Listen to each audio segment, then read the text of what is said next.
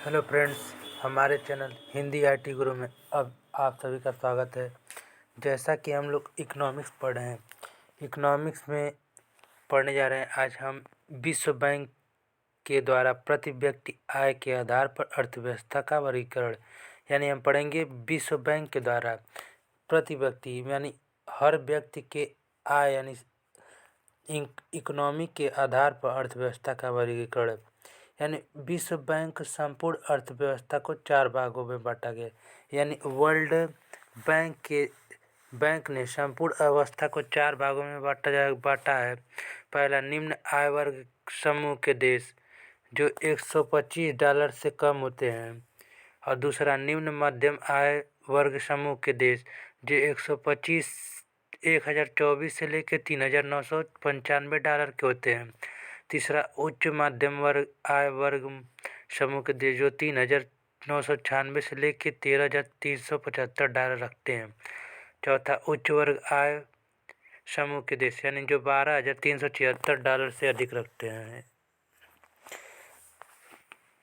विश्व बैंक संपूर्ण अर्थव्यवस्था को 4 भागों में बांटा है। पहला, निम्न आय वर्ग समूह के देश। दूसरा, निम्न मध्यम आय वर्ग समूह के देश।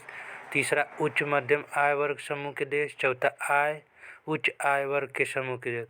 अब 2019 से लेकर 2020 के अनुसार जिस व्यक्ति के पास 1,35,050 रुपया हो वार्षिक हो वह अमीर माना जाएगा। और 2018-19 के अनुसार जिसके पास 1,26,406 रुपये वार्षिक हो वह विश्व बैंक के अनुसार अमीर माना जाएगा। 2020-21 अनुसार 1,35,050 रुपया के अंतर्गत $1 बराबर इसमें 76 रुपया 12 पॉइंट है। और चूँकि 13,020 का पता कर रहे हैं ना हम लोग, तो 1,35,050 रुपये को 76.12 रुपये में भाग करेंगे तो यानी 1,1774 रुपया निम्न मध्यम आय के भारतीय अर्थव्यवस्था में है। इसको पहचानते। अब अर्थव्यवस्था के क्षेत्र यानी अर्थव्यवस्था कितने क्षेत्र होते हैं। अर्थव्यवस्था के 3 क्षेत्र होते हैं, प्राथमिक क्षेत्र, द्वितीयक क्षेत्र और तृतीयक क्षेत्र। प्राथमिक क्षेत्र के अंतर्गत क्या क्या आते हैं। प्राथमिक क्षेत्र में कृषि एवं कृषि संबंधित क्षेत्र जिसमें कृषि, पशुपालन, मत्स्य, वनीकरण, खनन उत्खनन जो 13.9% है, रेड कॉलर श्रमिक। और द्वितीय क्षेत्र के अंतर्गत 28.36% आते हैं जिसमें उद्योग, निर्माण, विनिर्माण, विद्युत, कुशल श्रमिक, अकुशल श्रमिक यानी वाइट कॉलर या ब्लू कॉलर्स। तृतीय क्षेत्र में 57.8% मनुष्य जिसमें सेवा का क्षेत्र, बैंकिंग, परिवहन, बीमा इत्यादि आता है। और चतुर्थ क्षेत्र में बौद्धिक संस्थान एवं संस्कृति, पुस्तकालय और सरकार आता है। यानी अर्थव्यवस्था के 4 क्षेत्र हैं। प्राथमिक क्षेत्र के अंतर्गत कृषि एवं कृषि संबंधी क्षेत्र आते हैं जिसमें कृषि, पशुपालन, मत्स्य, वनीकरण, खनन उत्खनन जो 13.9% है। अब द्वितीय क्षेत्र में 28.396 आता है जिसमें उद्योग, निर्माण, विनिर्माण, विद्युत, कुशल श्रमिक, अकुशल श्रमिक।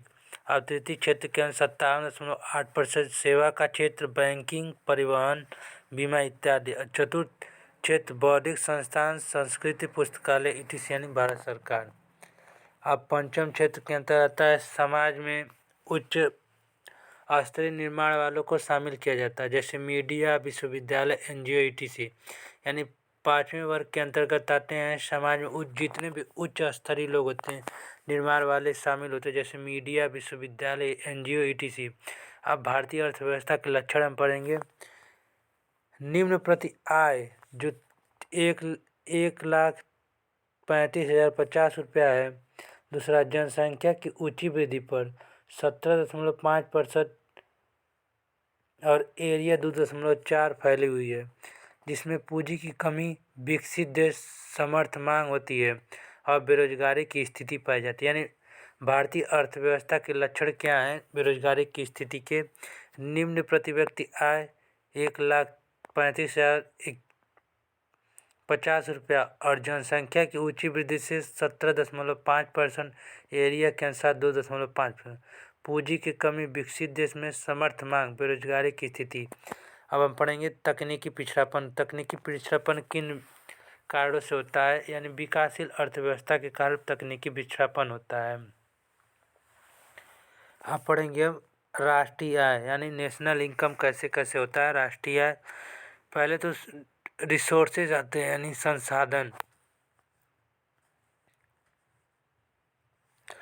संसाधन 3 होते हैं, जैसे भौतिक संसाधन, प्राकृतिक संसाधन, मानव निर्मित संसाधन। यानी आर्टिफिशियल, प्राकृतिक संसाधन एवं भौतिक संसाधन।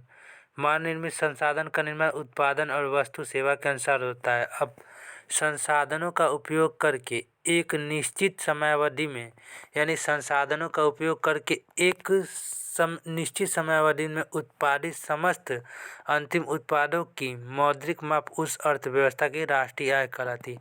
यानी संसाधनों का उपयोग करके एक निश्चित समय, यानी एक निश्चित समय के अंतर्गत समयावधि में उत्पादित समस्त अंतिम उत्पादों को मौद्रिक माप या उस अर्थव्यवस्था की राष्ट्रीय आय कहलाती है। अब दोहरी गणना क्या होता है, जैसे किसान गेहूं को 10 रुपया किलो बेचता है, चक्की में आए 15 रुपया किलो, जाके 5 रुपया एक्स्ट्रा चार्ज लेके पिसवाता है। और बेकरी, जैसे ब्रेड बनता है 4 पैकेट 40 रुपया में और 25 रुपया पर पैकेट, इसी अनुसार प्रॉफिट और लॉस होता है। अब एनआई की शुरुआत, इसमें एनआई की शुरुआत सन 1965 में हुआ था, जिसे विलियम पेटी ने किया था। इनकी बुक का नाम है poverty and un British rule in India, जिन्हें 1876 में दादा भाई नौरोजी की यह बुक है, जिसे 1876 में से लेके 1868 तक लिखा गया। एनआई 340 करोड़, जिसमें सेवा, कृषि, उद्योग आते हैं। विलियम पेंटी ने राष्ट्रीय आय लेखांकन किया था, जिसमें कृषि क्षेत्र, अन्य क्षेत्र एवं कुछ अन्य आते हैं। पीसीआई 20 रुपये वार्षिक होता है। धन का निष्कासन सिद्धांत, अविष्टो का सिद्धांत, जिसे ड्रेन थ्योरी कहते हैं। अब हम पढ़ेंगे Dadabhai Naoroji and grand old man of India. इन्होंने क्या बताया, किंडले सिराज और विलियम डिम्पी, शाह एवं खंबार, वीटी नटराजन एवं सीआर देसाई ने 1931 से ले 32 तक, डॉक्टर वीआर राव ने वैज्ञानिक तरीके से राष्ट्रीय आय रेखा प्रणाली की शुरुआत की थी, जिसे 2 क्षेत्र बांटे थे, कृषि और कारपोरेट, जिसके जनक वीआर राव होते हैं। इसकी 2 विधियाँ, उत्पादन लागत प्रणाली और आय निर्गत प्रणाली। यानी वी.के.आर. राय ने 2 विधियाँ बताया था, उत्पादन लागत प्रणाली को आय निर्गत प्रणाली। जिनके वी.के.आर.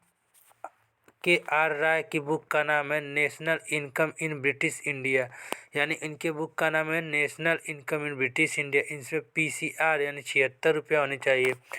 ग्रास यानी समग्र क्या होता है, मूल्य ह्रास शामिल है, इसमें लॉस की स्थिति होती है। और नेट वैल्यू क्या होता है, निव्वल शुद्ध यानी मूल्य ह्रास शामिल नहीं होता है। अब हम पढ़ेंगे मूल राशि क्या होती है। एक निश्चित समयावधि में उत्पादन की प्रक्रिया व उपभोग के दौरान पूंजी का जो हिस्सा टूट फूट या घिसावट के कारण उपयोग से बाहर कर दिया जाता है, मूल ह्रास या राशि कहलाता है। यानी एक निश्चित समय में उत्पादन की प्रक्रिया या उपभोग, यानी उत्पादन और उसकी खर्च करने के दौरान पूंजी को जो हिस्सा टूट फूट या घिसावट के कारण, जो भी पूंजी का हिस्सा टूट फूट या घिसावट होने के कारण उपयोग से बाहर कर दिया जाता है, मूल या ह्रास राशि कहलाता है। इसकी गणना वाणिज्य मंत्रालय के द्वारा की जाती है, यानी इसकी गणना वाणिज्य मंत्रालय के द्वारा किया जाता है। जैसे एन बराबर जी माइनस डी। अब घरेलू क्या होता है, डोमेस्टिक यानी भूभाग, डोमेस्टिक टेरिटरी भूभाग वह होता है, इसे भारत की राजनीतिक सीमा होती है। यह एक देश के निवासियों का स्वामित्व वाले जलयान या वायुयान होते हैं। अंतर्राष्ट्रीय कानून के अंतर्गत अंतर्राष्ट्रीय जल क्षेत्र तथा अंतरिक्ष में देश के निवासियों का क्रियाकलाप करते हैं। इन्हें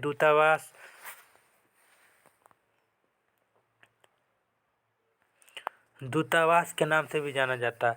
यानी भारत की राजनीतिक सीमा एक देश के निवासों स्वामित्व वाले जलयान वायुयान और अंतर्राष्ट्रीय कानून के अंतर्गत अंतर्राष्ट्रीय जल क्षेत्र तथा अंतरिक्ष में देश के निवासियों क्रियाकलाप एवं दूतावास। अब हम नेक्स्ट वीडियो में पढ़ेंगे डोमेस्टिक और नेशनल प्रोडक्ट में क्या अंतर होता है।